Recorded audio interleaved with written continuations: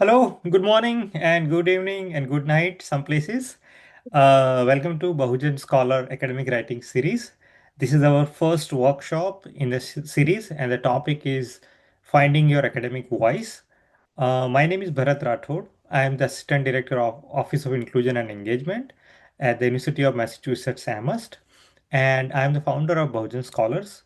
Bahujan Scholar is a network of graduate students, faculty, professionals from outside India. The goal of the network is to support scholars from Bahujan communities, group and one-on-one mentoring, building networks, promoting anti-caste research and activism, and organizing this kind of online events on academic and professional development topics. And today we have a speaker, Karen Cardozo. Thank you so much, Karen, for joining this event. And the moderator is my dear friend Nefli. And without the help of Nefli, this series wouldn't have been possible. So thank you so much, Nefli, for joining this session and helping us to organize this series. So Nefli, over to you. Thank you very much, Bharat, and thank you, Karen, for being with us today. Karen has helped me a tremendous amount in my career, and I am very excited to hear her thoughts today on our academic voices. Karen Cardozo have PhD in English from UMass Amherst, from the University of Massachusetts here, and was tenured in interdisciplinary studies at the Massachusetts College of Liberal Arts, where she led programs in leadership and women's studies and published articles on American literary trauma, feminist science studies, as well as on pedagogy and the profession. Subsequently, she led career development at Hollins and Northeastern universities for 4 to 5 years, co-edited higher education careers beyond the professorate, and currently the principal of Leap Here Consulting, which aims to foster both individual and institutional transformation. And she's now completing Freed, which is Phreed, a coaching guide for academics who want to get a life. We will continue admitting people as they come. And after Karen's talk, we will open up the audience for Q&A. So, Karen, the floor is yours, and I will share your slides if whenever you want. Yes, go I'll ahead wait. and pull them Okay. up. And thank you. Thank you for connecting me to this wonderful group. I'm so happy to be of what I hope is some help and service. So I want to draw your attention to the key word in the title of this talk.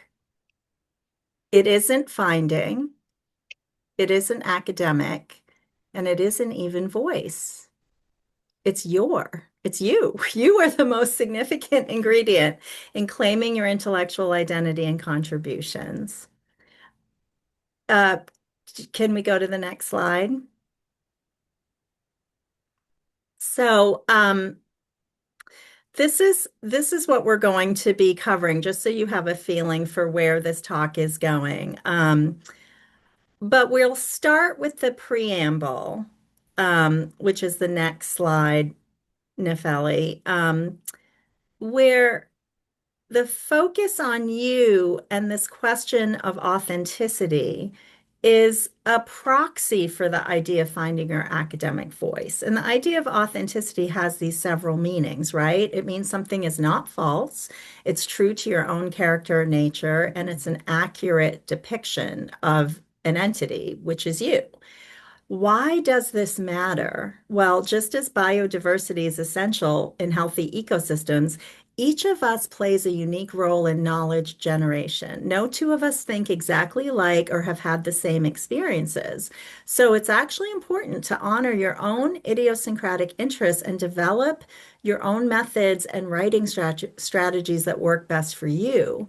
That is how collectively we learn to distinguish the particular from the general. When we arrive at a shared conclusion, despite having had different paths and standpoints, That's how we trust we're developing a more accurate picture of reality. And of course, this is why current attempts, at least in the States and maybe many other places, to squelch diversity and academic freedom are really tragic because that ensures that we will know less than we otherwise would have if we had a much more robust array of scholarly voices and approaches. But the current political climate aside, claiming your own voice is tricky, even in the best of times, because academic culture, if you think about it, emphasizes conformity. Conformity to disciplinary or institutional conventions. Now, obviously, it's important to master professional norms and to foster institutional stability. We can't have anarchy, right? But as Thomas Kuhn wrote in The Structure of Scientific Revolutions, intellectual history has been a long series of paradigm shifts where prevailing frameworks eventually do get supplanted by new understandings. One obvious example is the transition from the geocentric paradigm that the Earth was the center of the universe to the Copernican revolution that led to our current understanding of the solar system.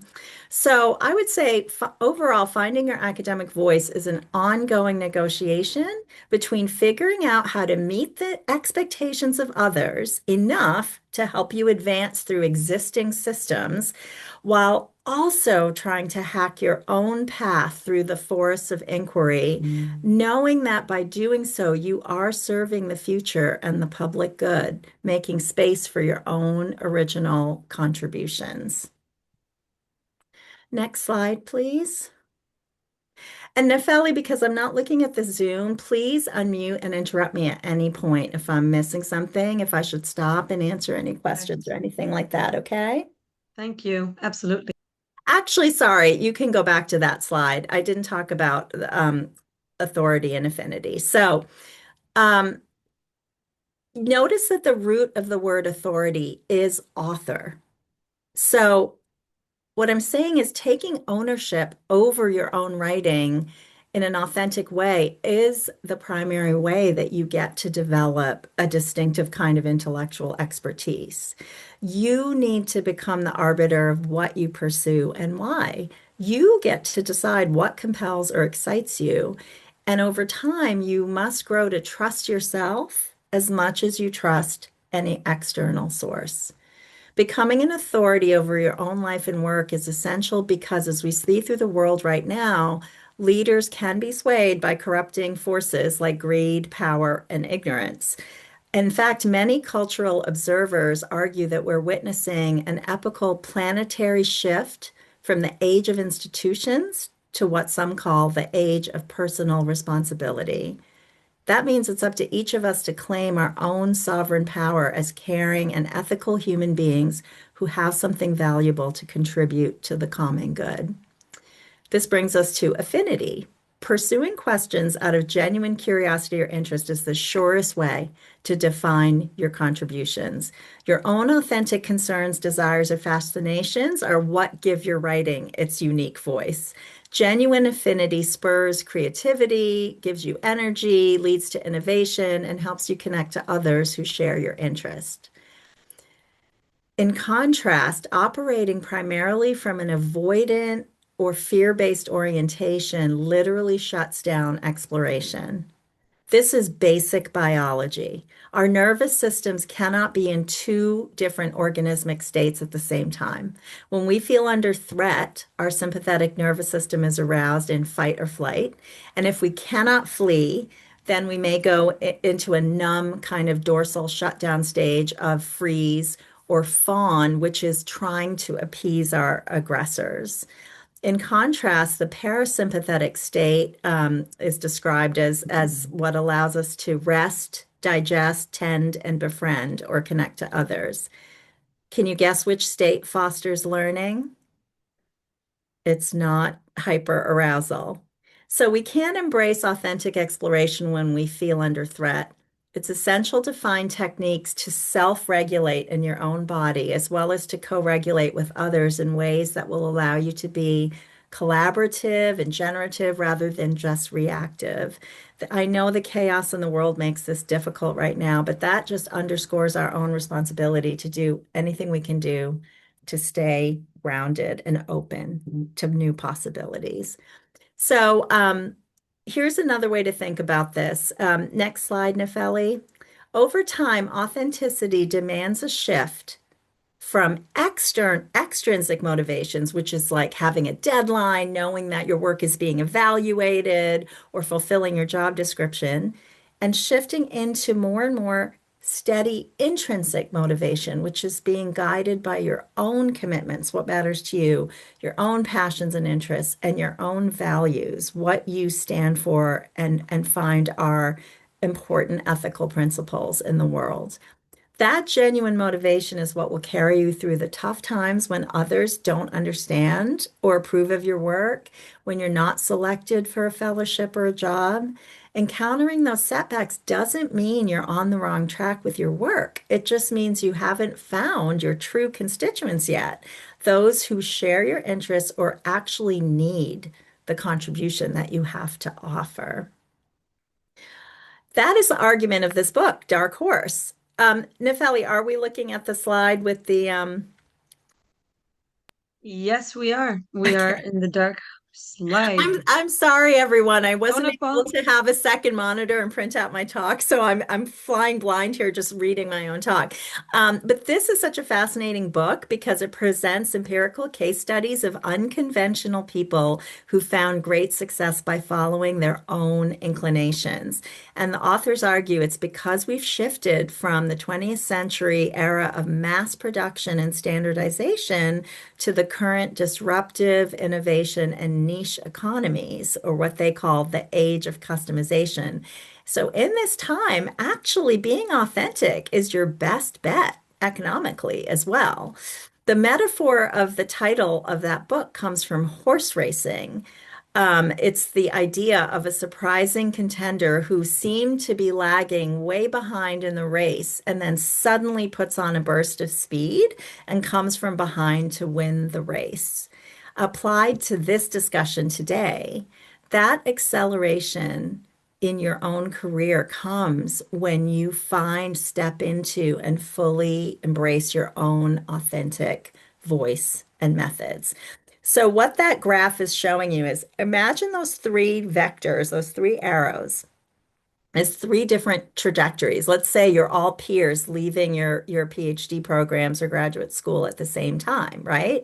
And then over time, you go off in different directions.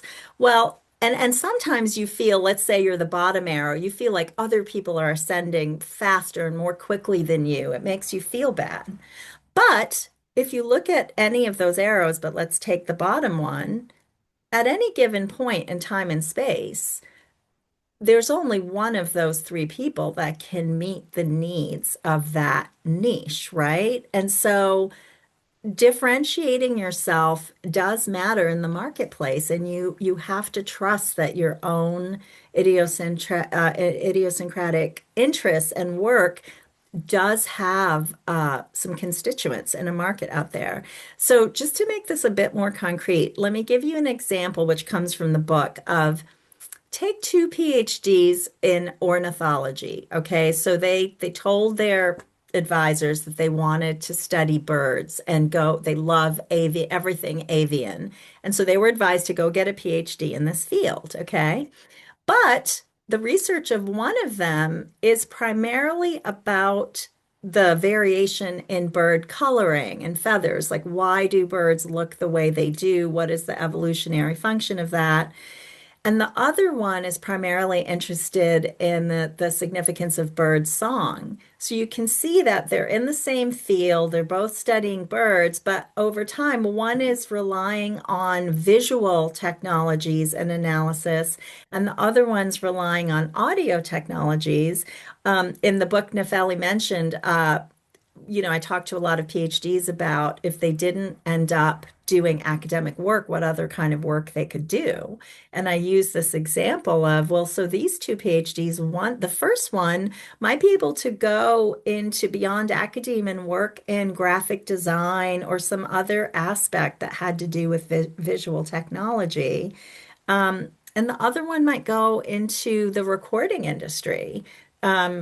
Because they've mastered these oral technologies. So that's just an example of how kind of owning your own authentic lane and interest um, does give you a distinctive opportunity to meet some needs that other people just can't.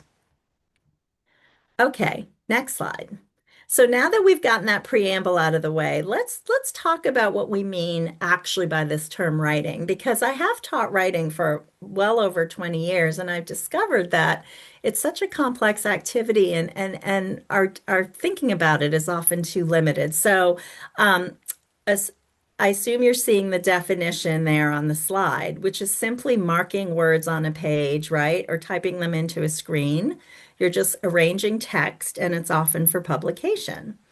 But this is a very narrow technical aspect, and it just has a single purpose, especially for intellectuals and creative writers. And you'll see in your bibliography, I've given you some links to some of these things I'm referencing that you can look up on your own. There are several larger and sometimes ineffable, meaning hard to pin down processes hidden in the term writing. Okay. So the first one obviously is thinking. Sometimes we don't even really know our own opinions or thoughts until we work them out in writing. So I would say writing is first and foremost, it's both a process of thinking and it's a container to shape and design our thoughts. This means that the process begins long before we sit down at a desk and try to commit words to a paper or screen. So, the important thing I'm saying to you here is start to understand yourself as a writer, start to understand finding your academic voice with the thinking you do when you're in a conversation with somebody else on a walk. Maybe you woke up from a dream and you had a strange thought or an idea about a question or work you wanted to pursue, or when you're reading the works of other people. So the mantra here is writing as thinking happens anytime, anywhere. So understand that it can be productive for you to go off and just think about your projects, and that counts as writing. For academic writers, obviously, the next thing at the core of writing is really discovery. If you think about it, if you already know everything that you are going to share in writing, there's not so much a point of writing or research. That would be more like just reporting or documentation, right? Rather than analysis and bringing a fresh argument. And sometimes that obviously documentation has its purpose. Um, but at its most fruitful, I really do believe writing is a mode of discovery. And my mantra there is we learn to write so that we can write to learn. Then, it's rare. I mean, there's definitely value in journaling and other forms of writing for yourself, again, as a mode of thinking. But for most academic writers, obviously, our work is meant to be shared, it's meant to be disseminated. So I think of this as the three C's of making a contribution, connecting to intellectual community, and communicating your findings. And so while we often fixate on academic writing as a kind of a hurdle or a gauntlet we have to get through to be evaluated and accepted into our profession, it helps so much to think of your writing as a contribution, a gift to collective knowledge and the public good.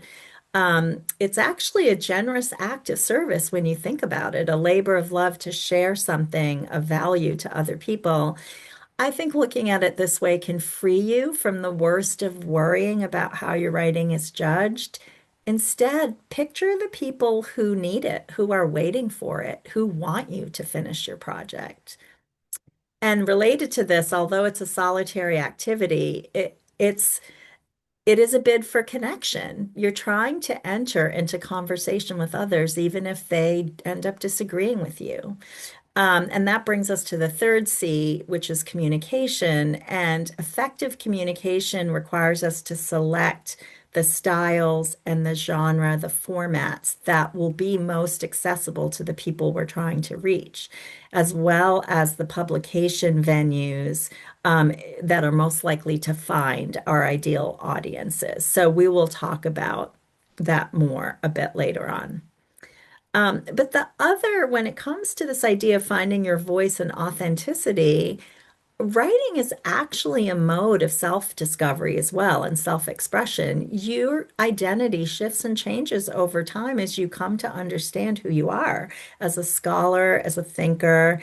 The part about authenticity, however, is that you want the person on the page to align with the person that you are in your so-called real life. When you're very different or split personas, it can feel like you're playing an artificial role that doesn't, that isn't as close to your true interests and desires. So it's important to try to bring those identities together so that the person you are on the page feels like the person that you are in your life. And I will tell you here that our choice over time of our topics, our style, the way that we write, or what we're calling voice, really is as distinctive as our DNA. When I taught writing, after I got to know my students in the first month or so, very often I would just know who was writing the paper without seeing their name on the page. Like the presence on the page is as unique as our fingerprints. Um, Although, as a footnote, we all know that AI is changing this even as we speak. So that's something we could talk about a little in the Q&A is like, what is the role of AI in this process? And what does authenticity, what happens to authenticity when technology is involved? Um, but by the same token, when people experience writer's block, that's often a symptom of this kind of identity conflict or a kind of internal disconnection. It signals that there's something we're afraid of or we dislike or we don't identify in the writing in the project that we're doing. It's not feeling like it's coming effortlessly from us. So instead of lamenting your writer's block and your writer's difficulty, I would take that as an opportunity for some introspection and probe a little bit about where the difficulty lies. What is it that you're struggling with the most? And is there a way to bring it back into the realm of something that feels more aligned and authentic to your actual concerns, interests, and values? And when we do this, writing can be healing, and that's the fifth purpose. Many people don't realize that the definition of healing, at least from the Greek etymology, isn't a cure, meaning the end of symptoms or you'll never feel discomfort again. But it means that everything is integrated in your whole system and whole. You feel like a whole person without these inner conflicts and divisions. There's a book in your bibliography called Healing Ourselves, and that's some of the latest science on the role of energetic medicine and healing. And they talk about how free writing and journaling has been shown to be highly therapeutic for people with a variety of physical and mental illnesses.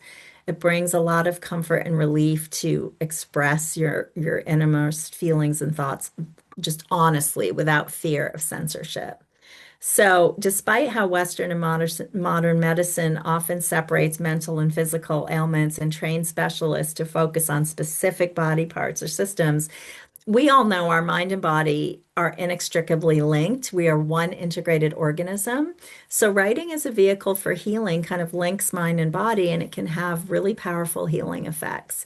It also helps people feel less alone when they are imagining a compassionate, empathetic reader or a higher power that is understanding and seeing our situation within the bigger picture. So just any feeling of comfort and feeling cared for can itself be healing. So my motto there is you can write your life by writing writing your life.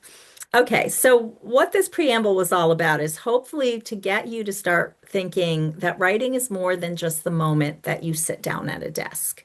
When you write, you're integrating your identity as you express who you are, you're discovering and sharing what interests you most, and you're thinking about what you want to contribute to the world. I'm going to get practical in a second and really talk about the activity of writing. But before I do, I just want to elaborate in the next slide, Nefeli, on this Mhm. quantum idea from quantum science of writing as an energetic exchange. And I love that I'm talking to you all because, I mean, given India's ancient history of merging spirituality and science in ways that the West has yet to fully be able to do, I think you are probably better positioned to understand what gurus and physicists alike have long known. We are actually 99% vibrational energy, not matter. We're connected, we're vibrating in this way, connected to a larger unified biofield within this fabric we call space-time. This is, post-Einsteinian, the quantum understanding of the cosmos.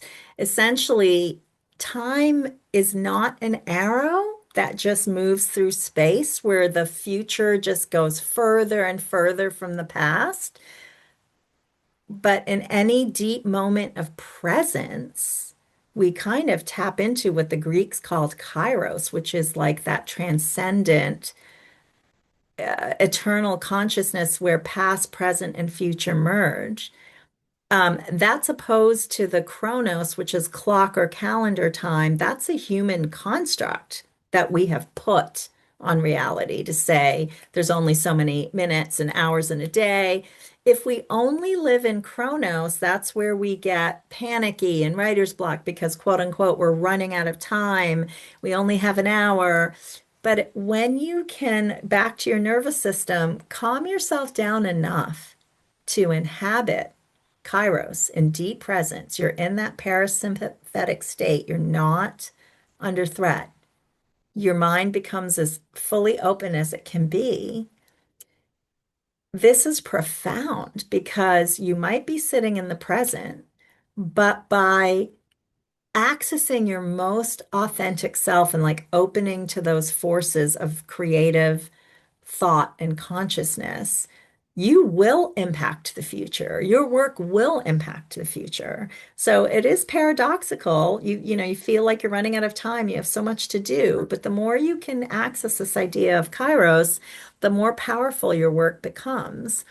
So, related to this, you can think about writing as an energetic exchange between a writer and an audience. It's a kind of wormhole or portal through space-time by which our words impact other people in ways that we can hardly imagine when we sit down to write. And especially good writing is powerful because somehow, and I can't explain how, it has preserved the energetic frequency of the writer, which is highest when we are most authentic, open, and creative.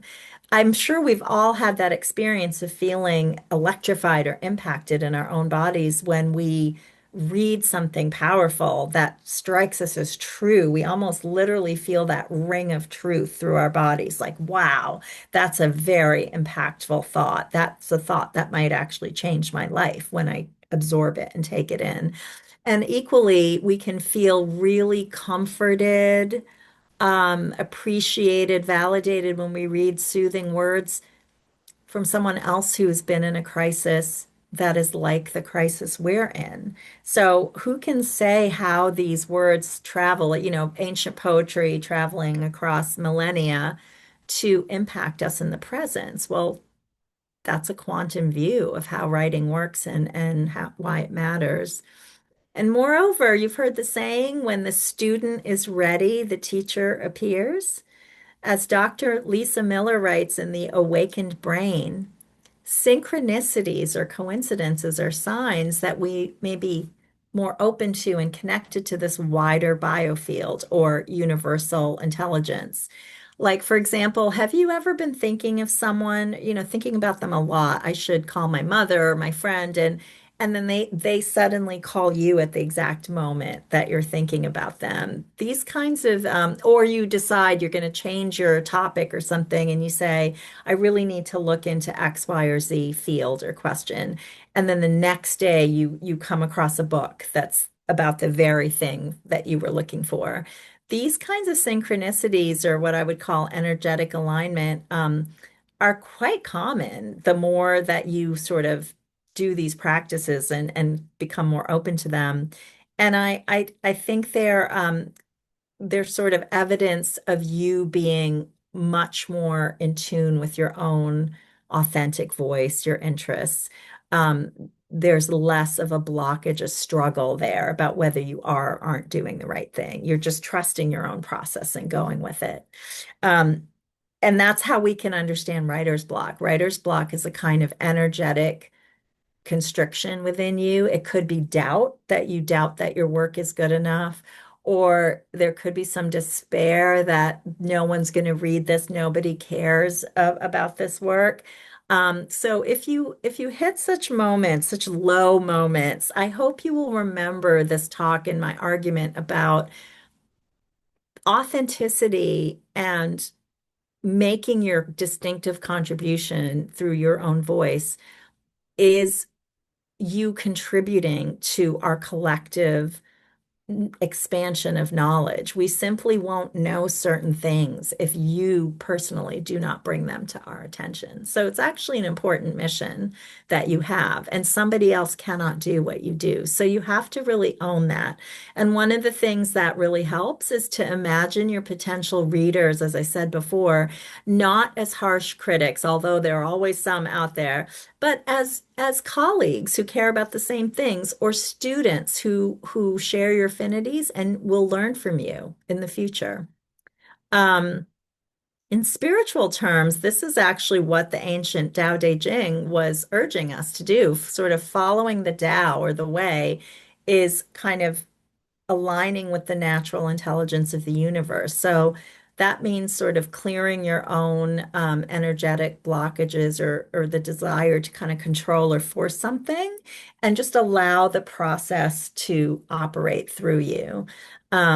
So you don't often hear about this, but the more I've learned about this, I really see writing as a mode of, essentially, of becoming more healthy and whole and getting your energy right. And when you feel that way, your writing just really comes alive and flows. You've probably heard of Mihai Csikszentmihalyi, what a tough name to pronounce, who the scientist who came up with the idea of a flow state, right? And you see this in athletes, performers, professionals across fields when they have just completely merged into their process. And they're not overthinking anything. They're just doing it at a very high level. So I encourage you all to play around with this idea of, like, what biologically and physically and spiritually, what state do you put yourself in to write?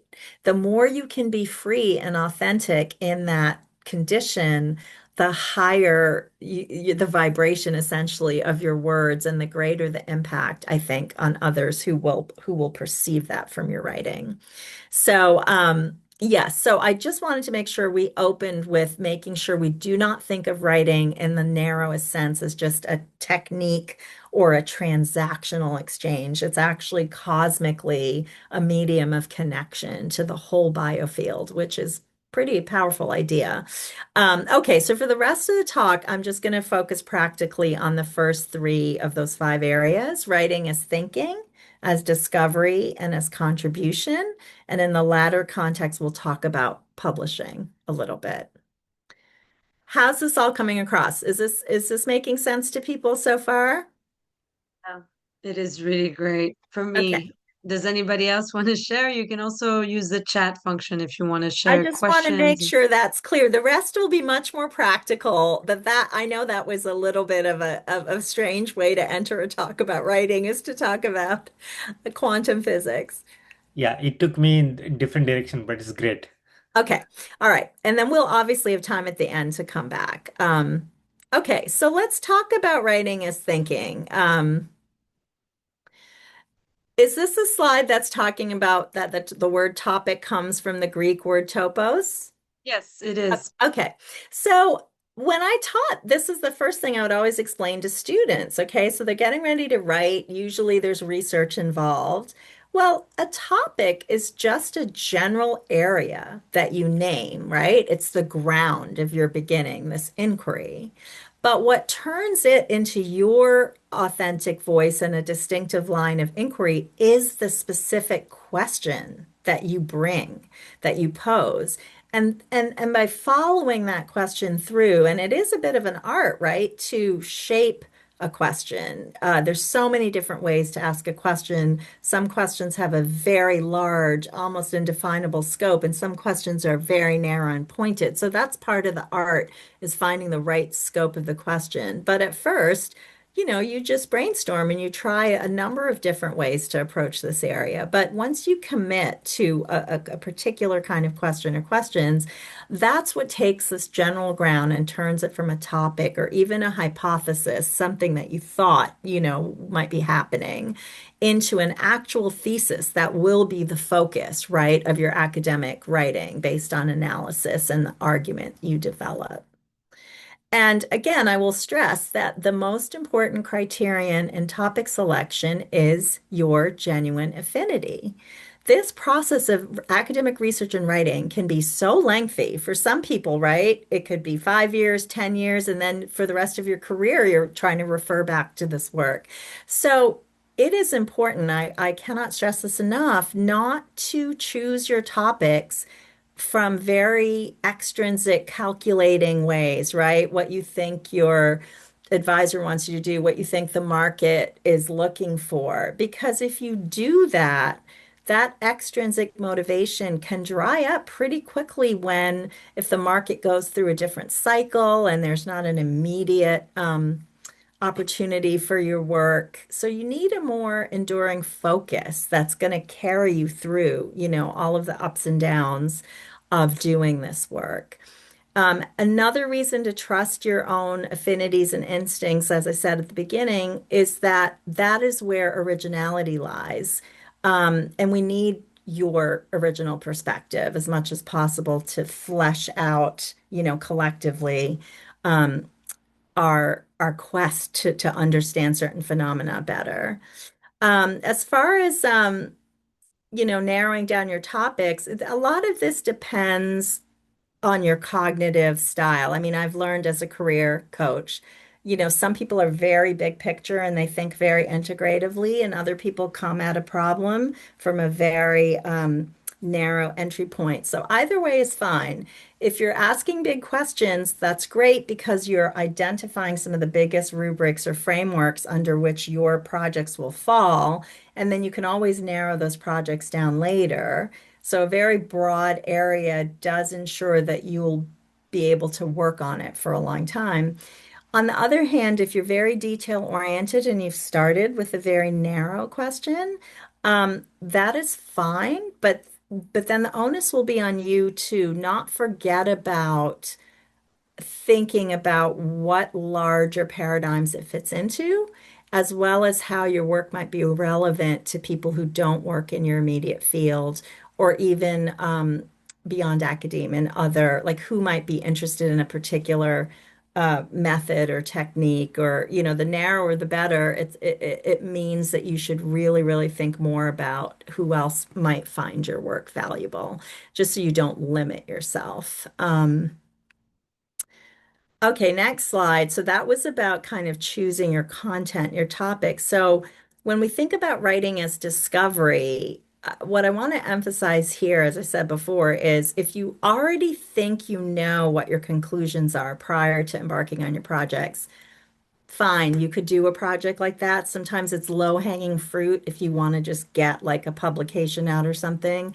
But again, if you're thinking longer term, you're better off being counterintuitive. Go towards what is more confusing, most unclear, even frustrating, instead of choosing the safe and obvious topic, because those kinds of inquiries tend to be not particularly satisfying and they don't have a long shelf life. Um, Now, when I say choosing your methods, the same could be said for not just your content, but whether there are better alternatives to the existing ways that things are done. Because, in fact, the Greek origin of the word method simply means way. Speaking of the Tao, which also means way. The point here is don't necessarily feel beholden to the way things have been done in your field. Consider new methods if the questions that you're asking demand them. And so when I say methods, I'm talking about both your research and writing methods.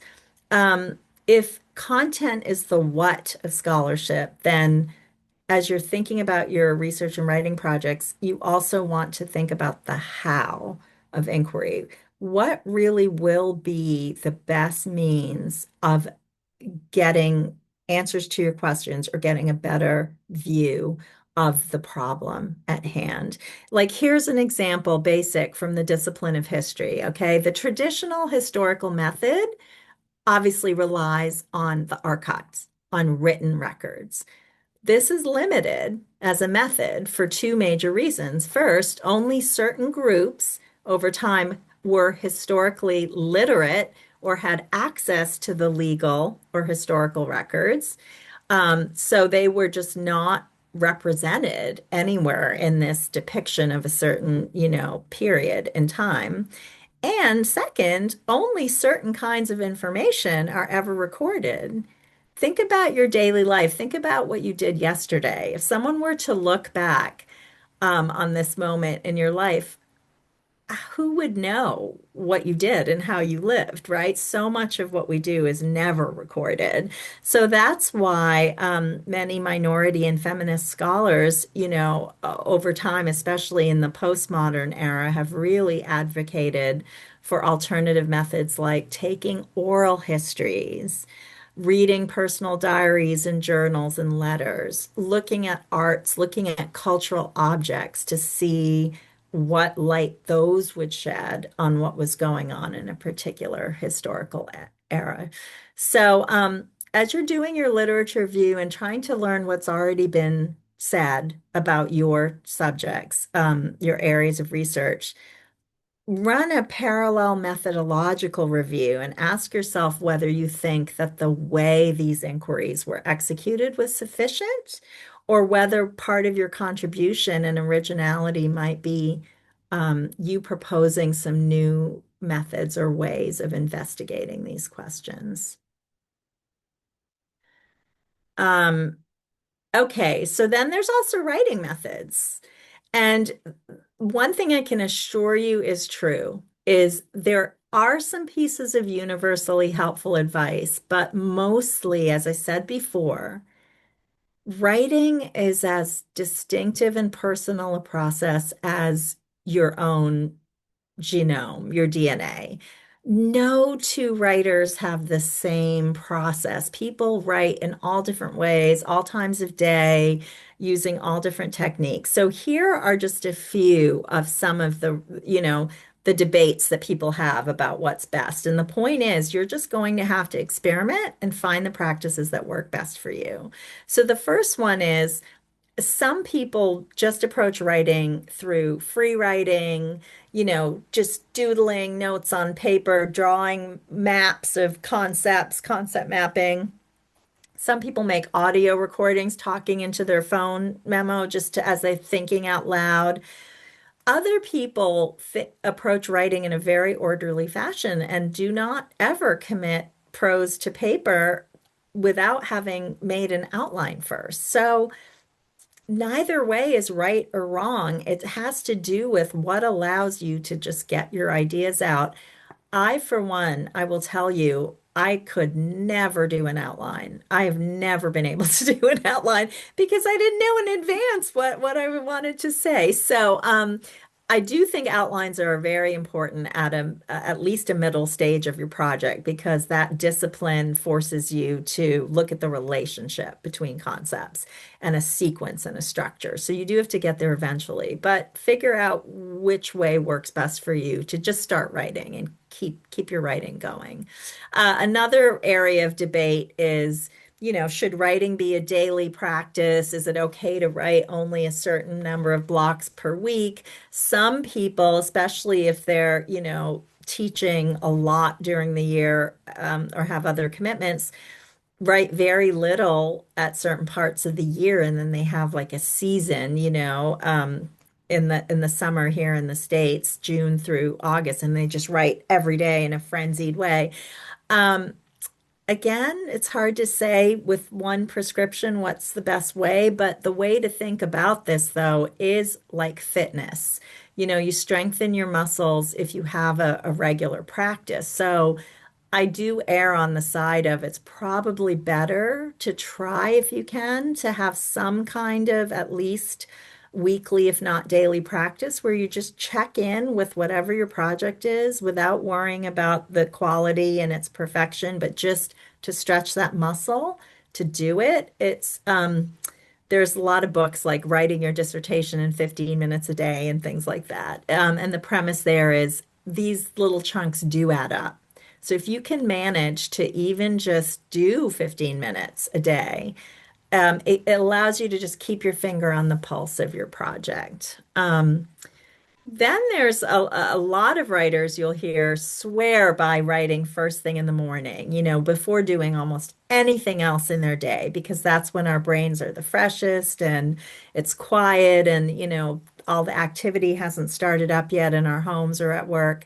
That might be true for a majority, but there actually are three different. I just heard this in a podcast last week. There are three distinctive biorhythms or circadian rhythms that humans have, and you probably know which one you are. Some people truly are morning people. They're like the brightest and freshest in the morning. Some get their energy kind of after lunch in the afternoon, and others are night owls. They like to write late into the, evening, early hours of the morning. So you might want to think about that and see if you can fit your writing time and blocks in a way that seems to align with your own energy waxing and waning in your biorhythms.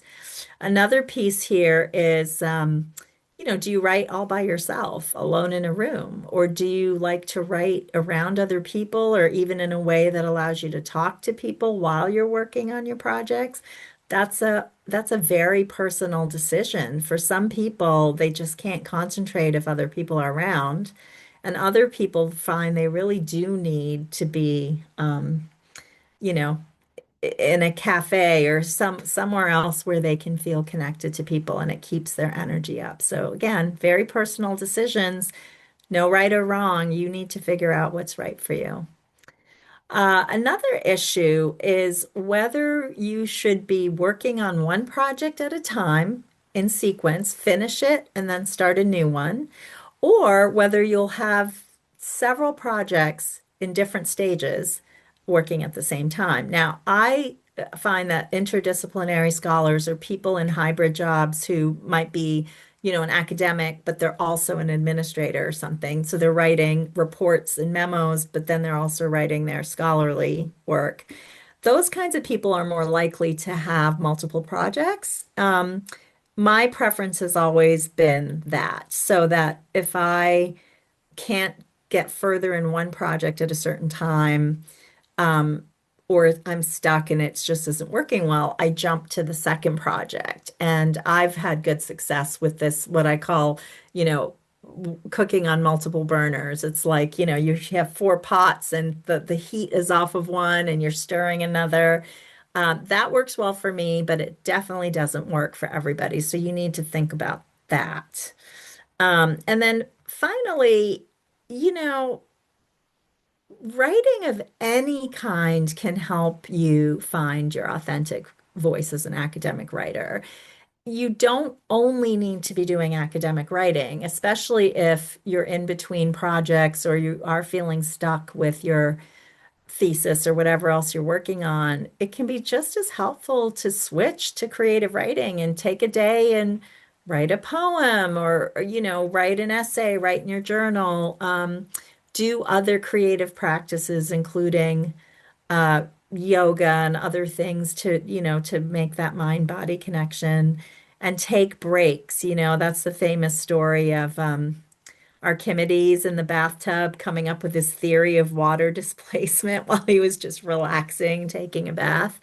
Eureka, I figured it out. So again, to go back to the beginning of writing as thinking, writing doesn't just happen when you're sitting at a desk. So don't be afraid to walk away from your work and know that the process of writing and you coming into your voice is happening in all of these other contexts. So I think this, well, let me say something about writer block, and then let's stop here and see if people have any questions about these like very specific thoughts about how to write, when to write, with whom to write. Um, the next slide, Noelle, is dealing with writer's block. Um, One thing that's very helpful, which doesn't always occur to people because you're mostly around people in your same field and discipline, is talk to people in other fields, or especially non-specialists or non-academics who don't know anything about your work. That can be some of the most clarifying conversation. They call it beginner's mind, right? Where somebody who doesn't presume anything, you tell them I'm working on X, Y, or Z, and they just say things like, "Oh, why? What's that for? Or who's that going to help? Or what, what's the purpose?" And all of a sudden, you find yourself coming up with some fresh ways of explaining what you're doing. The sample story here from my friend Banu, in Ghost Stories for Darwin, she talks about how she was trained as a biologist studying, or botanist studying color variation in morning glory flowers. And that was her research. So she's looking at the genetics of that and all of this. And then she met with a colleague in women's studies who was talking about diversity and race and gender and science and all of these things. And her friend said, "Oh, you work on diversity too." And Banu had never connected this concept of scientific concept of variation with all the cultural debates on diversity. And so that's what she ended up, kind of building her career on, is bridging women's studies and biology. And that's what that book, Ghost Stories for Darwin, is about. It's about kind of bringing the culture of science into the examination of different scientific fields. But again, that only happened because she was talking about her work to somebody outside of her field. Another trick I've been advising a lot of people that I coach is, if you're really stuck, um, imagine your most friendly, sympathetic, lovely person, listener on the other end of this letter, and just kind of write a letter to a person saying, "Here's what I'm working on. This is why I think it matters," or "This is what I really feel is important about this subject in my work. And here's what's really difficult, or here's where I'm stuck. These are my questions." And sometimes you'll find that just taking yourself out of staring at your draft day after day and the existing sentences that you have, writing about your writing can break the blockage and give you a new perspective. And again, that's that contribution, connection, and communication. Just by imagining an audience, imagining a really friendly audience, it relieves the pressure somehow. So try that if you're currently in that situation. And obviously, this is the role that writing groups play, right? If you join a writing group or you have a writing buddy, like someone that you will check in with, and they'll tell you about their project and you'll tell them about yours, that can really help you work through specific challenges, because writing is thinking and it is connection. So before I go on to talk more about connection and publishing and all of that, let's stop here and see if does anyone have any questions or need clarification about anything that's come up in this section? Free to unmute or share your questions in the chat. Ankit had asked how to structure our thoughts and form a story to share in our essays or theses. Um, but I don't know if you want to answer this now, Karen, or later. Let's have you specify what kind of essay. And again, actually, I do think the next section will help with that. So let's come back to that, because I think the answer is really about what I'm going to say next. If you want to go to the next slide, or is it yeah, it's the next slide on writing as sharing. Okay, Because I I will think share this one. yeah, Sorry. because I think the questions of audience really help you decide how to structure your writing. So, what I'm saying here we talked about writing's a contribution. It's your bid for connection to join some specific communities. But let's talk in this section about communication. Communication is the means, right? The methods by which we connect and contribute. So a handy little trick here is this acronym APC, which stands for Audience, Purpose, and Context. So this might be the answer to your question that you just asked. You start by really thinking about either your literal audience, like you're sending this to a journal, or you're my audience today. So I had to think about you, right? And what your questions might be, what this topic is about. It could be a known audience or it could be an ideal audience. It's like people who don't know you, but you want them to know you and your work. And so you start by imagining who that audience might be, and there may be more than one. And then that helps you know, okay, so what background or context do I need to provide? What do they already know that I don't have to spell out? Or what don't they know? So sometimes you have to hedge your bets. You provide a brief, you assume, you just quickly make sure everybody understands the background and context. But if it's a new audience, you might have to take more time and really take them through the steps of how you've arrived at this topic and this inquiry. And then the second piece is, okay, so now what is the purpose of this essay or this article or this book, whatever you're working on? Is it to amplify some existing work and affirm it, So you're coming along to just shed more light in a known area. Are you coming along to contradict what has come before? So now your argument matters a lot more because you are trying to change a paradigm, right? Are you bringing new information that doesn't exist under the current framework? So that's got a different purpose. Now you're introducing something that people may not be familiar with. And then context. Okay, so what's the occasion? Is it a specific a meeting for a certain purpose and you're sharing your work there? What's the cultural context? Like, for example, right now, depending on what your research and writing is about, there might be political considerations, there might be safety considerations, right? When you think about what you're going to share and how you're going to share it, is it provocative? Will it be welcomed? All of this, audience, purpose, and context can begin to help you start shaping.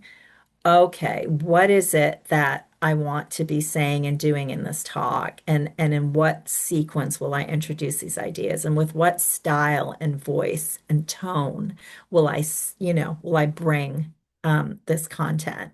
Once you've kind of answered those questions, then you do have a better sense of the genre and the format. Is it a traditional article with, those sections like background, methodology, findings, summary? Is it that established format that you see in scientific articles, or is it a more personal essay that has more license to be flexible and even poetic and written in the first person?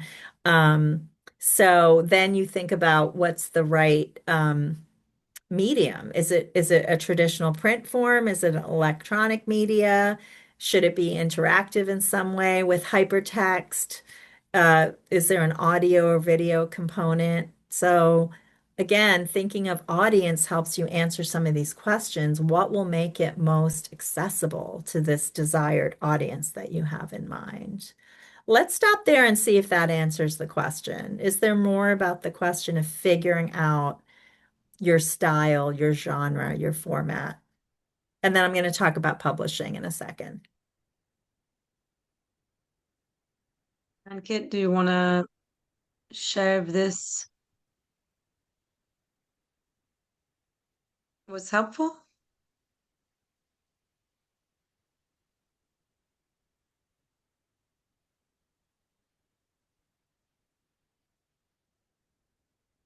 Karen, maybe Ankit is typing. Yeah. There was a Okay.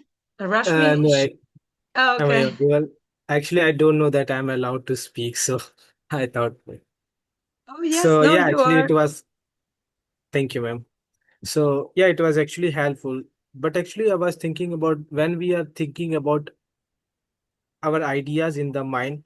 Yeah. sometimes I felt like that I'm not able to convey it in a words. For example, it could be maybe language barrier as well. Like Yeah. for example, things come in my mind is always in Hindi, and sometimes I feel like that there's something I am not able to connect it in a form of a story, how I think about it as a Mm, movie or an animation or a mm, feeling.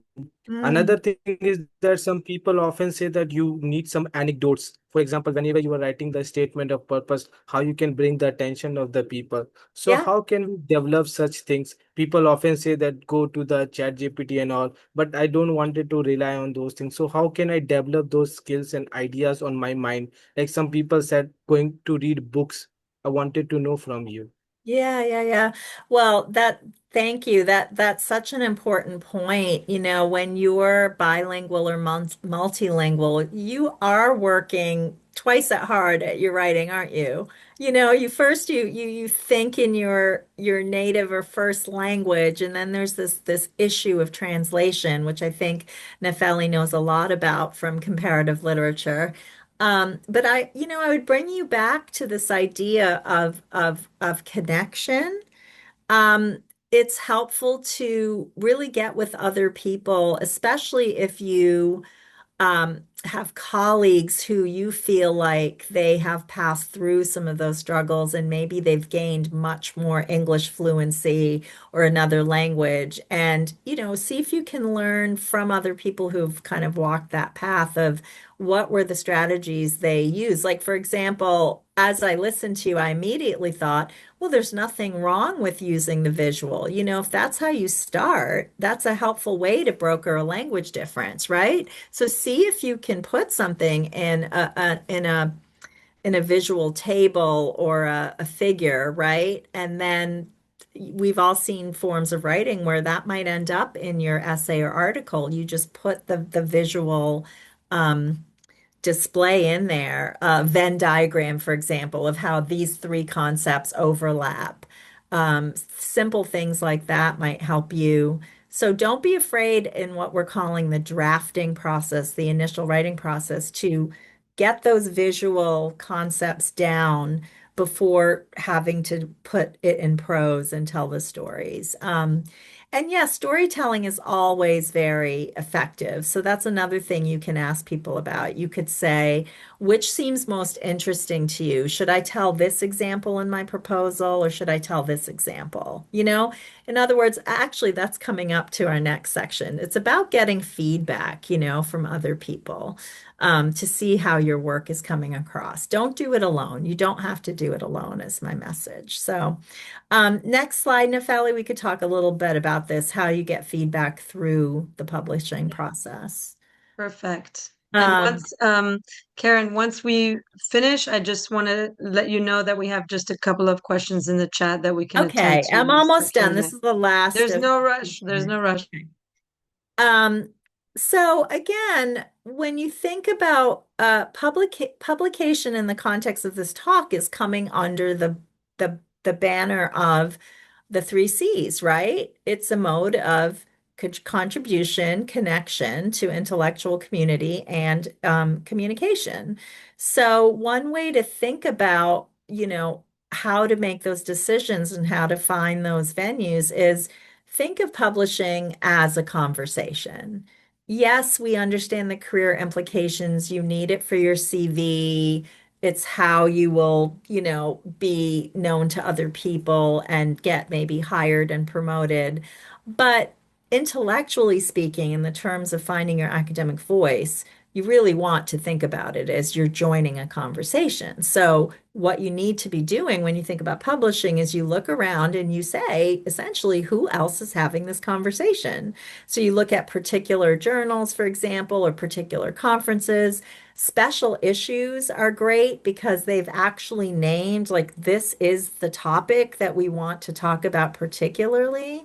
You can also go to your own bookshelves, or the articles, your own bibliography, and look at the presses and the scholars who have published the work that you are citing, that you rely on. So if they publish that book, they might be interested in your book, right?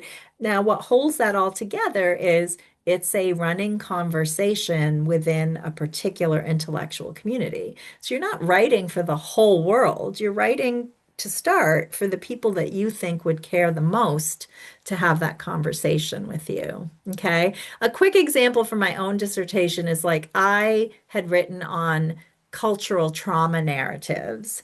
And I submitted an excerpt to a couple of journals and I got good reviewer feedback, but they, for different reasons, they chose not to publish it. And then I saw a call for papers that was about twice told tales. It was a whole book looking at the function of repetition in literature. And a big part of my work and my thesis was that these traumatic narratives do have a tendency to repeat, in the same book, and then the same writer would be like coming back to the same story in multiple books. So I had written about that, but I hadn't framed it as this is about repetition. So once I saw that call for papers, I was able to pitch them my chapter. And my chapter was the only one that actually talked about trauma as a function of repetition. So my work, in a way, stood out in that collection more than it would have in a journal that was filled with articles about, many other subjects. So that's a very specific example of those people were having a conversation about repetition, and my work suddenly seemed relevant, in that context.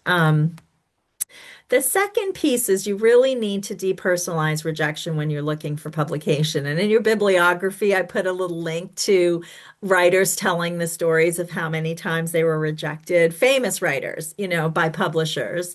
I like to say rejection is just redirection. It's not anything about your work that your work is inadequate. Again, it's this idea of finding your community, joining the right conversation. So one way to do that is to look around and think, who is asking similar questions to me?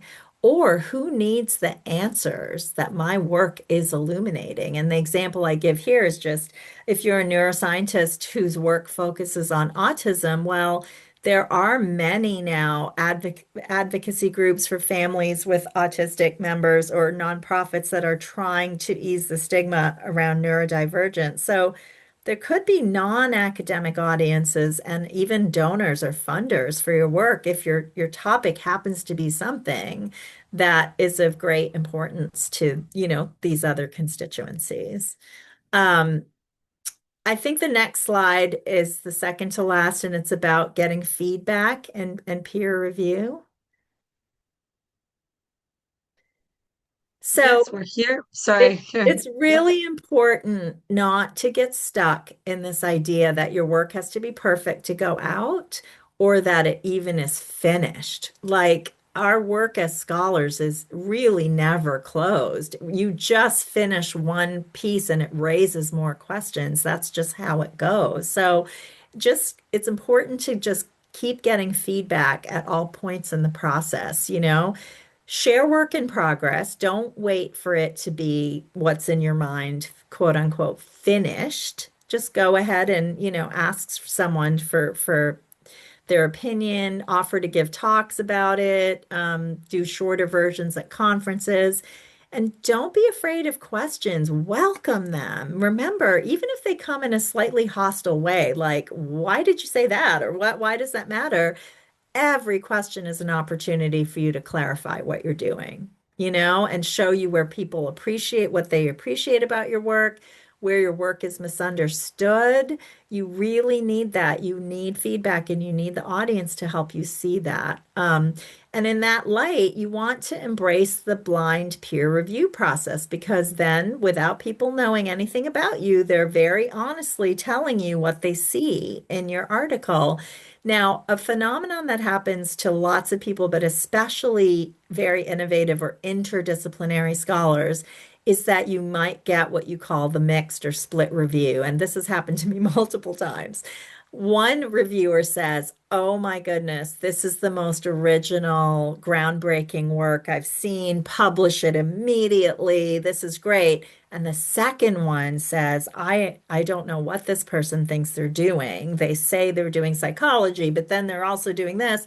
And that person says, don't publish. That happens more commonly than you think. And the reason, again, is it's different disciplinary paradigms and discourse communities. So they're bringing their own frameworks to your work. So what I would say is don't believe either one. Don't believe the harshest critic and don't believe the most positive review. Look at both of them with a grain of salt and make it your job. This is what it means to come into your own authority. Remember, you're the author. And take the best actionable advice from all of the different sources. Whatever will strengthen your work in revision, welcome the feedback and decide for yourself, yes, I see that point, I'll take it. And again, depersonalize it. It's not about whether they like you or not, whether your work is good or bad. It's simply about, at times, a mismatch of perspectives in our training. And finally, if you're not already doing this, think about getting an opportunity to write your own book review, review somebody else's work, or some graduate students already work for journals. So if you could be a blind peer reviewer yourself, that could be helpful.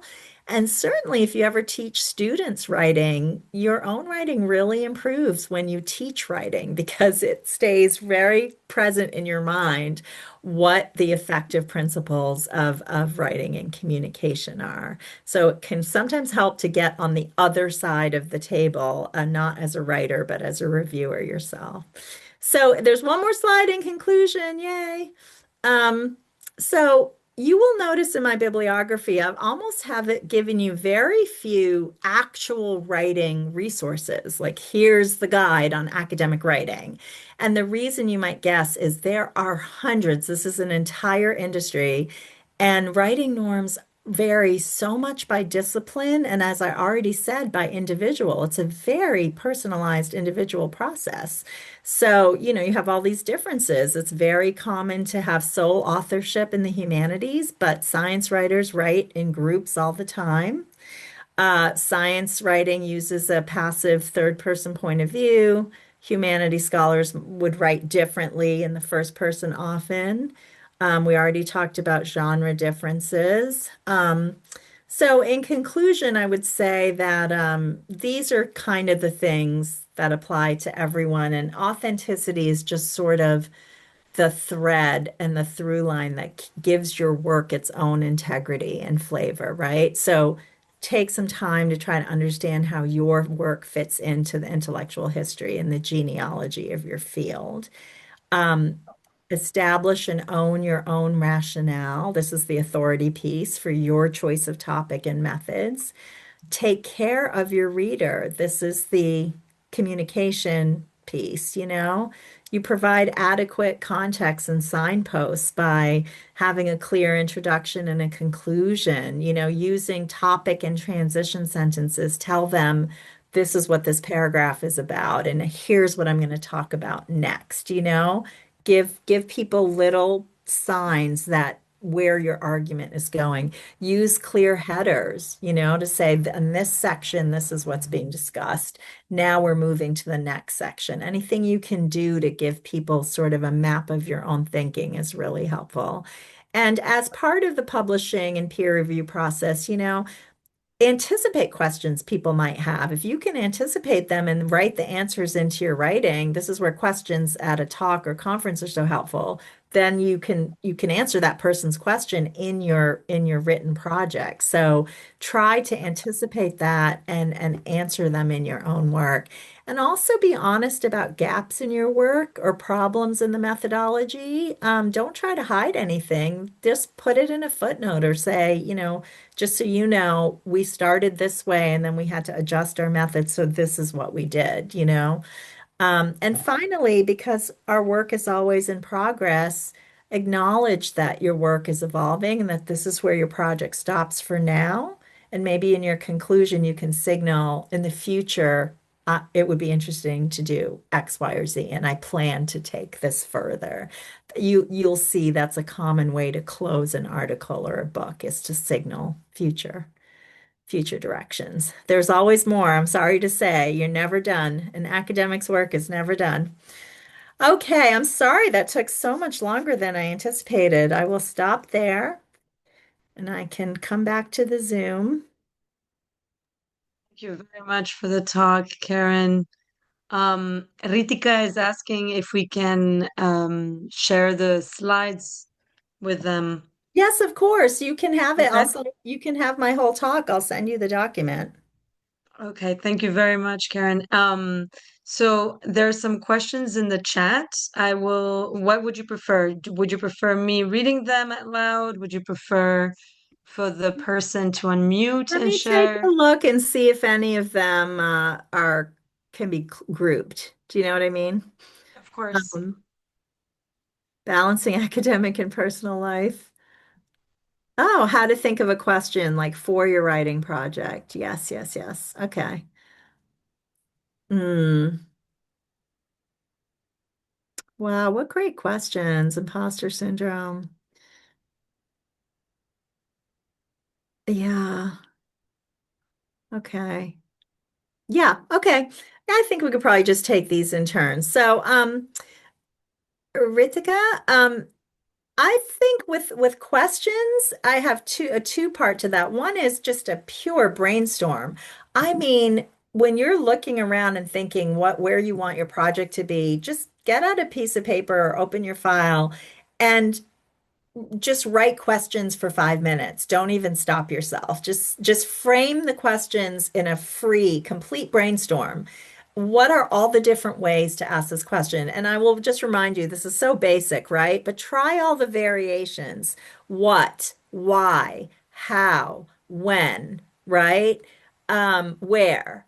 See if coming at your topic through those different variations, when was this phenomena first noticed, and why did such and such, even another scholar, why did they focus on that in their research and not something else? So get the questions out. Then what you can do is sort of group the questions. Oh, okay, you start to see these are really questions about the history of this problem. These are all really questions about a gap in the research, like there's something is unknown in this topic. These are questions about the methodology. And then from those, you start to feel, which one seems most am I most interested in, and would other people maybe be more interested in? So hopefully that helps. And then I would also say connection. That would be a great thing to get with another group, colleagues in your program or an advisor, and just say, here's the questions I came up with, and get some feedback. Do other people think these are interesting and good questions? As for balancing your personal life and writing, that is another 4 hour webinar that we have to have a different day. But the closest we got to it in this presentation was the slide about when you have writer's block. And if you remember, what that said is make sure to take a break, make sure to move your body and exercise, and do other things. Try creative practices. So I would say you do have to privilege your writing. You're an important stage of your career, etc. But then whenever you're taking those breaks, knowing that this is good for your writing process, make it social. Say, I'm really stuck in my writing, but I'm going to have an hour. I'm going to take a walk. Meet me. Work the social life into your break, meet me and let's take this walk together. Or so wherever you can, when you're trying to take care of yourself in the writing process, or your academic life, invite people in your personal life into the process. Um, but it's probably important to say something about boundaries, which is academics are just terrible at having self-care and boundaries. We will let the institution take over our entire lives, and many people do. So you do have to have a certain kind of strength to literally walk away from your work and say, that's it, I'm done. I'm done for today. I'm going to dinner with my family. That's a kind of a different kind of a discipline. We have our own disciplines, right? But this is a different kind of a discipline that you really need to have. And the reason it matters is everything I said at the beginning about your energetic frequency. and your nervous system? This is a very important question, Rashmi, because if you don't figure this out for yourself, in the end, there is burnout. There's a risk of you not being able to maintain this level of energy and productivity. So you can think of it as a maybe less productivity in the short term when you make a decision to take a break or something, but it's always feeding your longer term generativity. So you do have to trust your ideas will come back. You're not going to lose them because you took a walk, you know? Now, I will tell you something very fascinating about imposter syndrome, which is that it actually peaks at the point when you achieve more success. So most people think imposter syndrome is when you're new and you don't belong and you don't understand anything. Now, that's true. We all know what that feels like. You're scared. You've never been in this environment before. But as time goes on, and you get your degree, maybe you get a job, maybe you've published something and you're getting some feedback, then you get invited to speak at a conference, then you're given an award.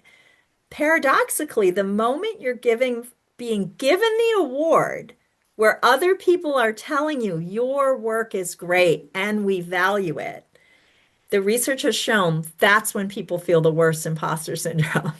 Now, the reason and the cure for this is what you've been telling yourself all along is that it's just a fortunate coincidence that you landed in this situation. And what you instead need to do is you need to celebrate all the different steps where you achieve something and remind yourself, this was my hard work. This was my sacrifice. This was my work. If you have little rituals of you post something to social media or you send to your friend, my talk, I just gave my talk and it went well. You know, if you celebrate and remind yourself that that's you earning those accolades, that recognition all along the way, and not thinking of success as that one end point where you get a huge promotion or something, it gets less strange to think that you're being rewarded or acknowledged for your work. It should make more logical sense. Well, of course I did, because I've been working on this for 20 years. It's about time somebody noticed my fantastic work, you know. But the most fascinating thing I learned from studying this, which I did quite a bit, was that in society in general, it's been well shown that, of course, women and other marginalized minority communities are much more likely to feel imposter syndrome in entering, you know, a new industry or organization.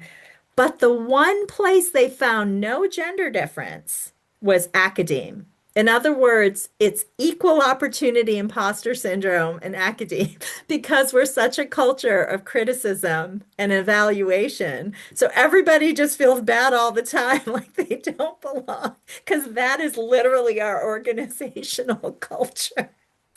So, and now I'm laughing, and it reminds me a good answer to almost all of these questions is ask yourself how often you laugh in a day or a week. Have you any of you seen those crazy laughter yoga classes where everyone just stands around laughing? They've actually shown, right, physiologically, what I said about the nervous system. You can't laugh or yawn. Yawning is another good thing to practice when you're feeling the most stressed. Just sit at your desk and go. And it's actually a signal. The relaxation of a jaw is a cue. It's an immediate physiological cue to your nervous system. Nobody yawns when they're being chased by the saber-toothed tiger, right? So if you kind of yawn, it's a reminder that you're not dying. You're just sitting here under stress for some deadline or some reason. And laughing has a very similar function. It's kind of it's detoxifying and it switches your system from like the clenching of stress to the expansive. You have to take deep breaths when you laugh. So even if you're the work back to the work-life balance, you don't have a lot of time. Maybe your little break is just 5 minutes with the one person who makes you laugh. And that's enough to kind of re-energize you and remind you of the whole person that you are as opposed to just the academic, you know? I love that, Karen. And I wanted to ask if I can add something Mhm. to, or I don't want to interrupt you at all, but I wanted to ask if I could add something Of course. because I think that I'm sorry if I'm butchering the pronunciation of your name, Sankalp. Um, I hope that's how it is. I just think that I loved the talk, Karen, and I'm not just saying it. I think it was very inspiring, and I took so many notes. And it's just that I think that I never even knew what imposter syndrome was until I came to the US. And Mm-hmm. as in I hadn't experienced it, I feel, and I didn't understand it when it was first presented to me. But I think it's because I feel that a lot of what you said, Karen, has to do with you cannot imposter syndrome cannot find a home, Sankalp, if you don't feel that you need to be something else than you're not. Yeah, And so if that's a you can great answer point. Yeah. if you can answer a question by saying, that's a great question and I don't know the answer to it, or I tell my students all the time, this is such an interesting Mhm. idea. Let me research, let me check it out. Mhm. Um, and not feel this pressure in a way to somewhat be, I don't know what we have pressure to each other to be, like a walking Google, I don't know. And now walking ChatGPT, I guess. Mhm. And the second about the pressure to publish, of course, I understand that that's the case, especially what you said, the index journals, right? It makes what you were saying, Karen, of Yeah. choosing the place where Yes. your voice fits in a lot more constrained. And in fact, I've heard that many times, people who are writing things in collaboration, but that publication won't count for their Yeah. promotion, right? Or Yeah. and or that journal that you really love and appreciate that doesn't even matter because it's not in the list of journals that Yeah. people supposedly care about. So Yeah. it's I think it's a your question is great, right? The dilemma, why to take more stress and why to publish. And I Yeah. think that there's no there's no one answer is what I'm going to say. I have published in places that I love and things that I love Mhm. and kind of balanced it out. So I would say that what has helped me is not think of an either or frame of Yes, mind, very is much kind of so. try to say, okay, I will publish in that, top tier journal, Yeah. and I will do my best for what I publish not to be something that will harm me in the sense of what you said, Karen, of writing as healing. And in fact, I have found a tremendous amount of no pressure and no stress, Sankop, when publishing it. Mhm. But I think it's because I knew that there was something else that I was doing on the side that I really wanted and that I was going to publish, even Yeah. if it didn't matter, quote Right. unquote. So, Yes, so I I love don't know. that. Both and instead of an either or. In fact, when I'm coaching, I often tell people whenever you hear a question framed through a binary connected by the word or, should I do this or that? Always remind yourself there's very often a third way, a fourth way, a fifth way. There's a way to do both. Advance, think about prestige and pedigree and the things that matter in the academy and see, if it would be important to place something. We know what the top journals are in our fields, right? But at the same time, that does not prevent you. Some of the most impressive scholars I know are the most humble and the most simple people. They do this incredibly complex work, but then they'll just say yes to an invitation and show up at a little library or community center and give a talk about their work because they just have that joy and I'll do it here and I'll do it there. So I would say try these multiple modalities and that authenticity piece really is, you said it, Nefeli, it is the cure for imposter syndrome because essentially I think of authenticity as a way of saying, I belong to myself. I'm at home in my own body and my own being. Like what I'm doing and how I'm operating seems natural to me. So then, if I have that feeling of belonging and integrity, an institution can't really take that from me. I have that with me when I enter all of these different spaces, you know? So, and the other thing I think I wrote it in my talk, but I forgot to say it is also, don't be fooled and think that academic writing needs to be necessarily dense, difficult, obscure. A lot of graduate students write like that because we think that's what will be more impressive. Like, say something in 100 words that could be said in 20, or use this big word when you could use a simple one. Like, you could say demonstrate, or you could say, I will show. I will show this thing. And again, the more senior you notice certain scholars in their writing becomes highly simple, accessible, clear. So you can start that way. Everyone appreciates clear writing. You will never lose points for being a clear writer. So don't think that good writing has to be hard and difficult.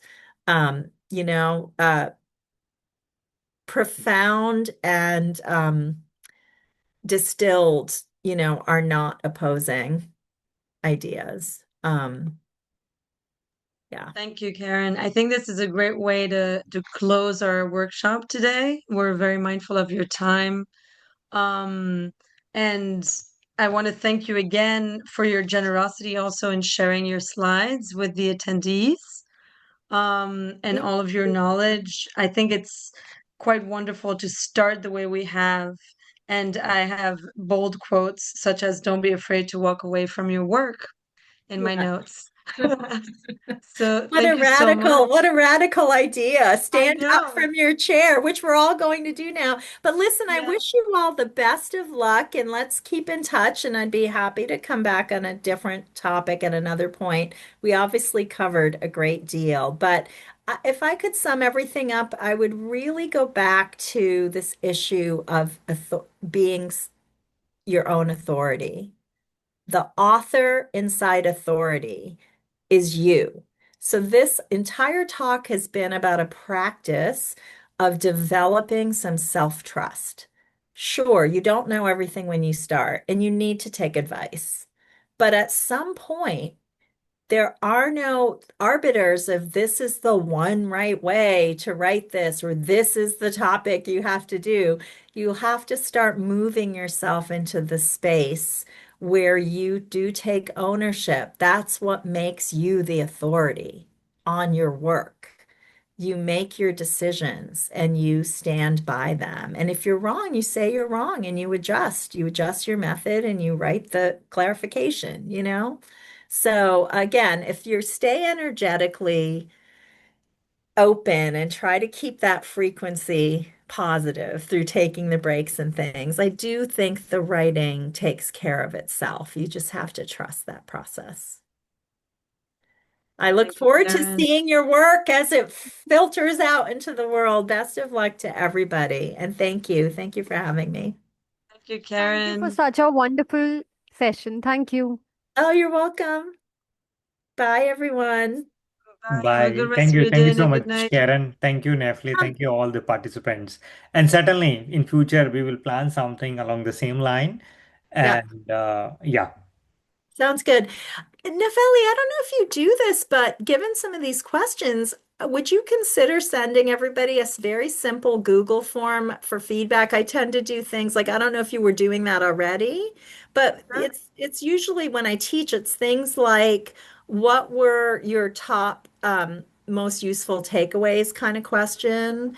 Sure. What remains unclear or might still need clarification? What are you still confused about? Something like that. And if you have, for Okay. your own programmatic reasons, like another question you'd like to ask, things that are really simple and they could answer in just like 2 minutes, nothing 2 minutes. complicated. Sure. If it's a Google form, then I would love to receive that. And if I see some real patterns of, oh, we didn't really explain this, or then I'd be happy to follow up. I could always just send a little addendum in Okay. response to those questions. So maybe the third question is, was there another question you didn't get to ask in the time Okay. of the talk?